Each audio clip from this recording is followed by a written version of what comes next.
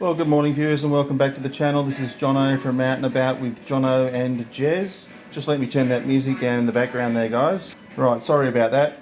Today I'm going to do a little bit of a cooking segment, not a long one, just a quick one. 3 or 4 minutes, maybe 5. So I am doing a beef, onion and mushroom casserole for dinner tonight. It's kind of that kind of day. It's cold, it's wet. We had the floods here in Wollongong over the weekend, so everything's really damp and not great, and we've got more rain on the way. So these are my ingredients. I've got some packaged stock, a bit lazy today to make my own. I've got some plain flour, I've got the onion, I've got the mushrooms, I've got our own garlic here. Nothing tastes as good as that, mate. It is really good. We grow our own stuff wherever we can. I've got some gravy beef down here, and this here, guys, is my cheat. This is my go-to cheat to make everything taste great. So obviously we'll add some salt and pepper, a little bit of seasoning, but we'll get this under the way and show you how it goes. So hang around. Okay guys, well let's get started. So obviously the first thing we're going to do is we're going to cut the meat into probably 3/4 of an inch to inch cubes, and then we'll flour them up and we'll brown them off in the pan. So let's get on to that now and get that done. Very important to have sharp knives, guys. As you know, I love my knives, and that's probably one of my favourite ones down there. I really love that. Righto, let's get this meat diced. Well, guys, you can tell I'm getting a little bit old and a bit long in the tooth now. I have to wear glasses now when I'm chopping up anything because I'm scared of losing my fingers. So, got the good old glasses on. We'll get chopping. See you shortly. Okay, guys, the meat's been diced up there, so we'll now stick it into this plastic bag over here with some flour and a little bit of salt and pepper, a bit of seasoning, and then we'll brown that off in the pan. We'll go to the next stage. So I'm just heating up some olive oil in a pan on the stove at the moment, guys. This is one of our bottles. Obviously I drank the wine. It's a nice rosé, but I like to repurpose things wherever I can. So these make really nice olive oil bottles. Just got a little stopper in the top there. We do have some in the shop. But also what I've done with some of these bottles is I've put some bottle lights in, and we take them camping and just have them out on the campsite. They just pretty the place up a little bit, guys. Right, that oil's starting to smoke a little bit, so we'll start browning off this meat. It's a little bit of mess there, viewers. So anyway, it's important when you're browning your meat off not to crowd the pan, otherwise it won't crisp up, brown off nicely. It'll just tend to stew, and that doesn't really work. So just yeah, half a dozen pieces or so at a time. Brown it off, turn it over, and then stick it in the side pan there so we can go on to the next level. Okay guys, so the meat's still browning away there, as you can see. I have chopped my onions up and I have changed boards, so I'm very, very particular. There's the board I used before. It has had a great scrub. Yeah, very, very, very conscious on cross-contamination. So as most of you regular viewers know, the kitchen is my domain. I love being here. I love creating. I've been doing it since I was 14. I have unfortunately made a bit of a mess, and that sort of falls back to Jez. She's kind of the kitchen bitch. She gets to tidy things up.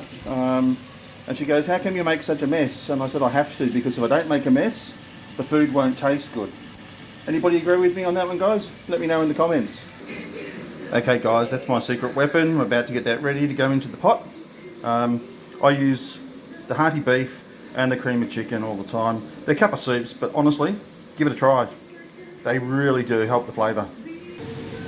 Okay viewers, the mushrooms and the onions have gone in to soften. Just about to put the garlic in as well. There it is there, guys. As I said, if you could smell that, you know, they really do need to invent smell-o-vision, don't they? They can invent lots of other things in the world, but they haven't yet done smell-o-vision. Do you remember the scratch and smell things you used to be able to get when we were kids?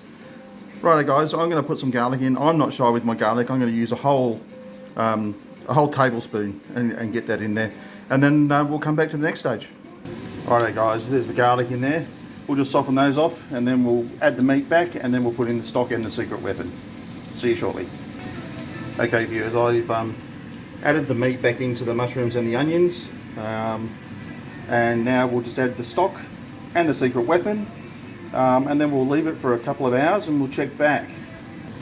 Okay viewers, so that's where we're up to at the moment. What we'll do is we'll pop a lid on that, I've got that on double element at 3.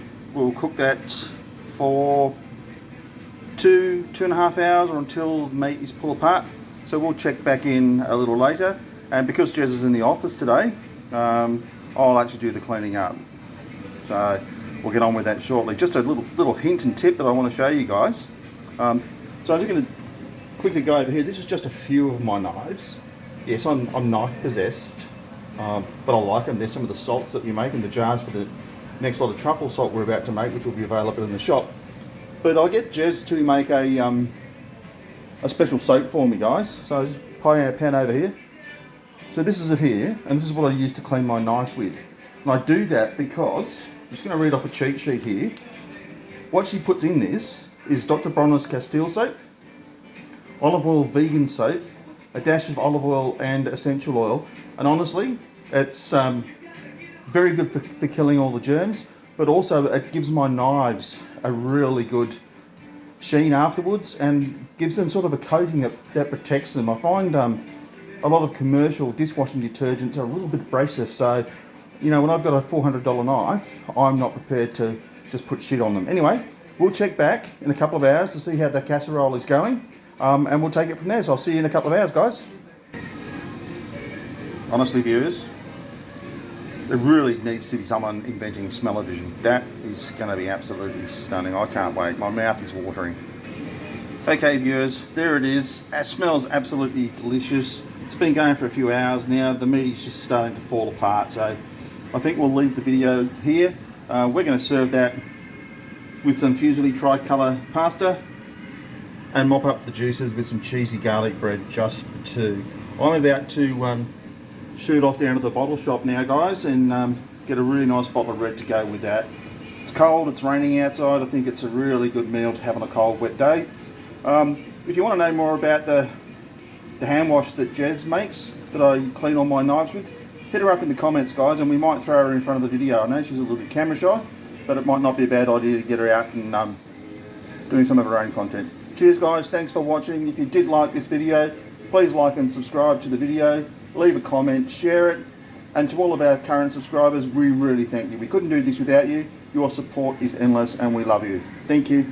See you in the next one.